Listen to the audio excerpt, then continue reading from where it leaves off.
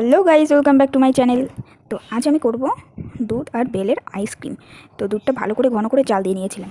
এরপর আমি এই বেলের শাঁসটা চাটনির সাহায্য ম্যাশ করে চাটনির সাহায্যে সেঁকে নিয়েছি। এবার দুধ আর বেলটা একসাথে মিক্স করে নিচ্ছি। দেখে তো মনে হচ্ছে কোল্ড কফি, তো যাই হোক, আমি কিন্তু এটাতে চিনি, একটু লবণ সব কিছুই দিয়েছিলাম। তো এবার আইসক্রিম বারটাই আমি এটা ঢেলে দেবো। তো অতিরিক্ত তাড়াহুড়োই আমার ছাপিয়ে যাচ্ছে।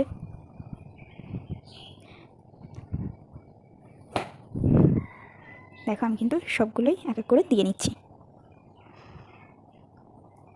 আর একটু লাস্টে চিনিগুলো দিয়ে নিলাম।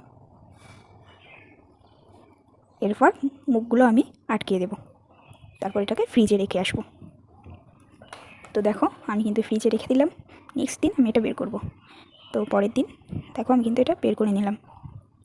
এবার 2 থেকে 5 মিনিট আমি জলের মধ্যে বসিয়ে রাখবো, নইলে তো উঠবে না। তো দেখো, আমার আইসক্রিম রেডি। তো সবাই ভালো থেকো, টাটা।